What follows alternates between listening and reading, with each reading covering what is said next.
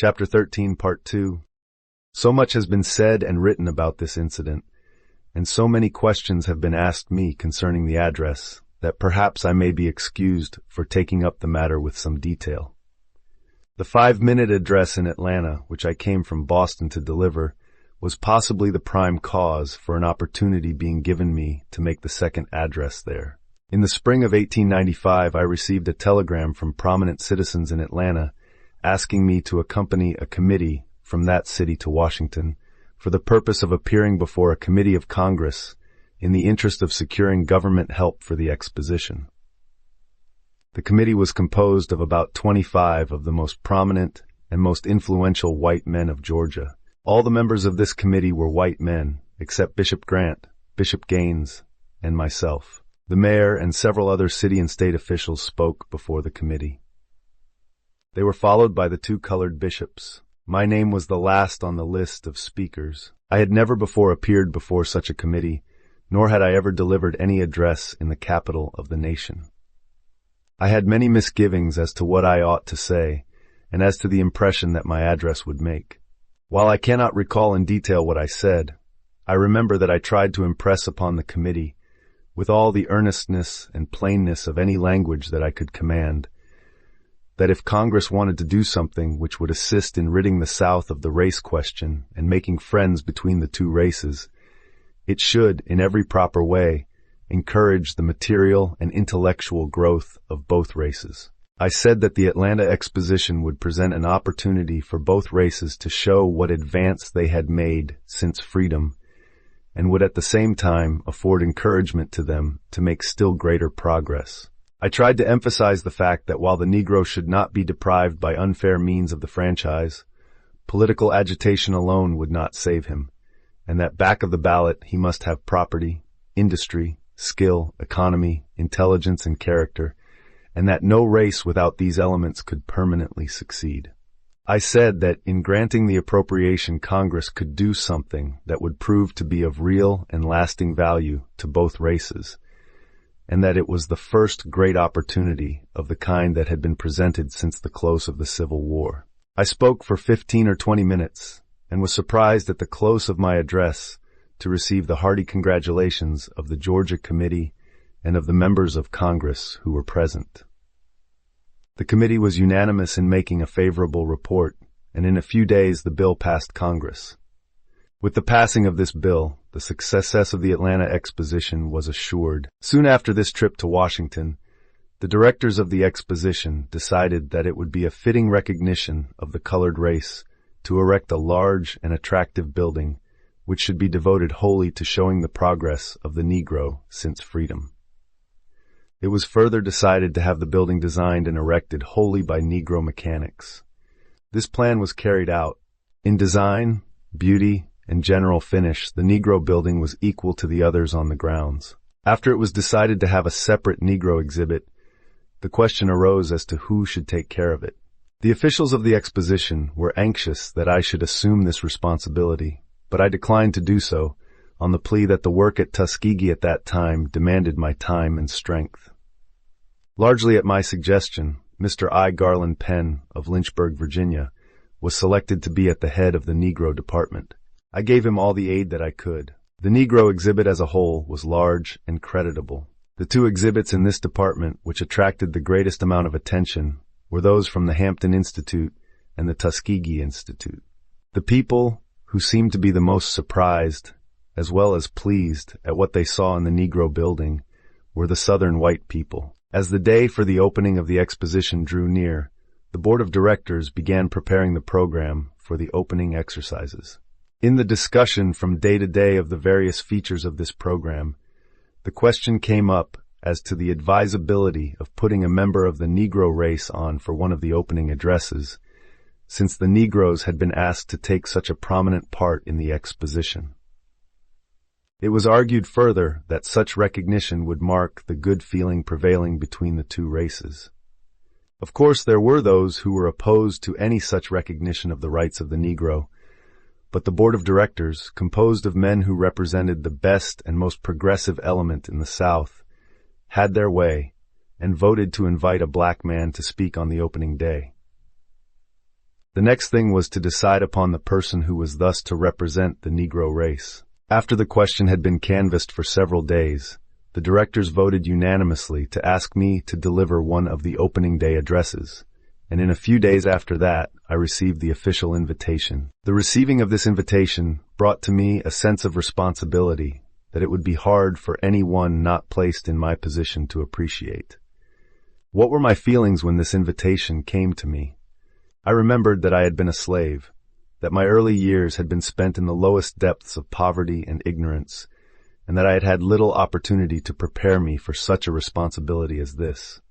It was only a few years before that time that any white man in the audience might have claimed me as his slave, and it was easily possible that some of my former owners might be present to hear me speak. I knew, too, that this was the first time in the entire history of the Negro that a member of my race had been asked to speak from the same platform with white Southern men and women on any important national occasion.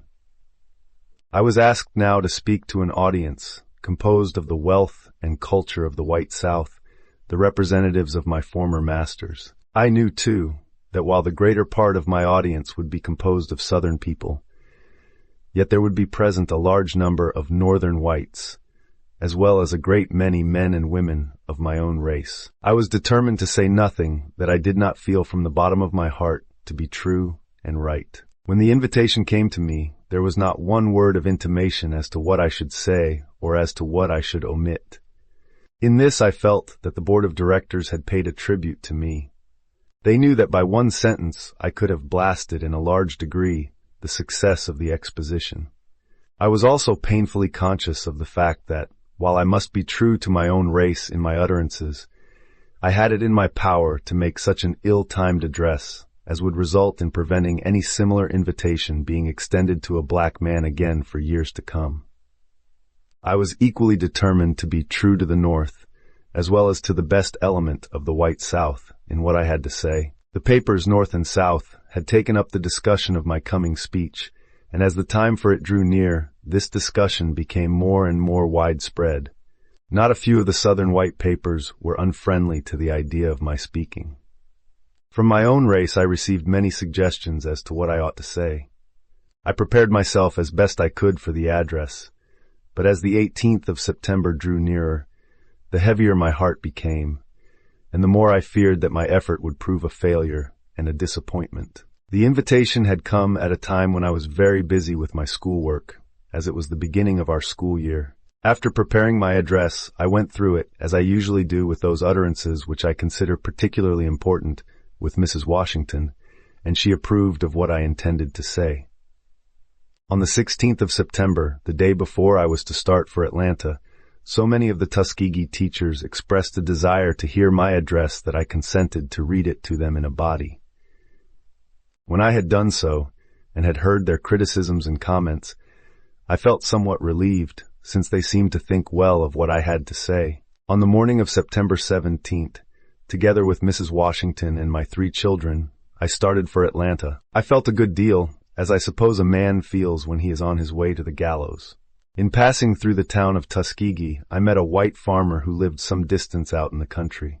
In a jesting manner this man said, "Washington, you have spoken before the Northern white people, the Negroes in the South, and to us country white people in the South. But Atlanta, tomorrow you will have before you the Northern whites, the Southern whites, and the Negroes all together. I am afraid that you have got yourself in a tight place." This farmer diagnosed the situation correctly, but his frank words did not add anything to my comfort. In the course of the journey from Tuskegee to Atlanta, both colored and white people came to the train to point me out and discussed with perfect freedom, in my hearings, what was going to take place the next day. We were met by a committee in Atlanta. Almost the first thing that I heard when I got off the train in that city was an expression something like this, from an old colored man nearby. "That's the man of my race what's gwine to make a speech at the exposition tomorrow."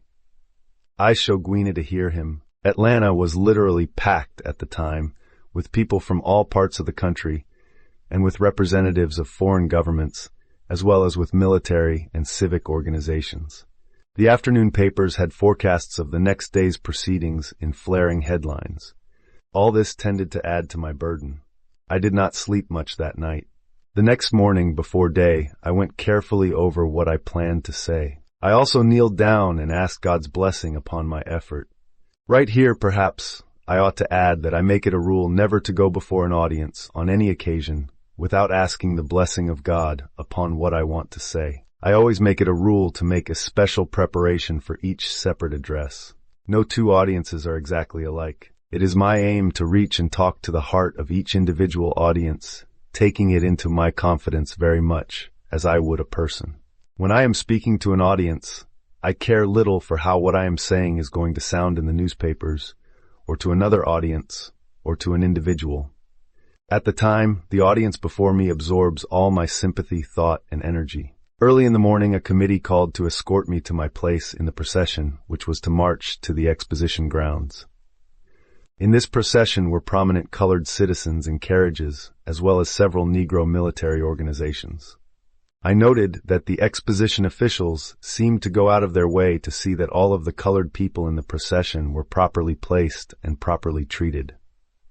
The procession was about 3 hours in reaching the exposition grounds, and during all of this time, the sun was shining down upon us disagreeably hot.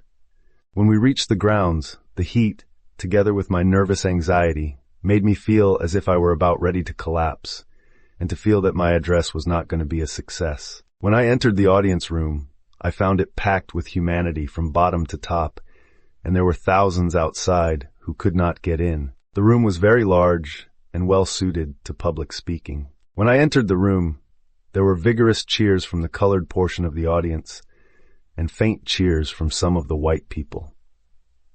I had been told, while I had been in Atlanta, that while many white people were going to be present to hear me speak, simply out of curiosity, and that others who would be present would be in full sympathy with me, there was a still larger element of the audience, which would consist of those who were going to be present for the purpose of hearing me make a fool of myself, or, at least, of hearing me say some foolish thing so that they could say to the officials who had invited me to speak, "I told you so."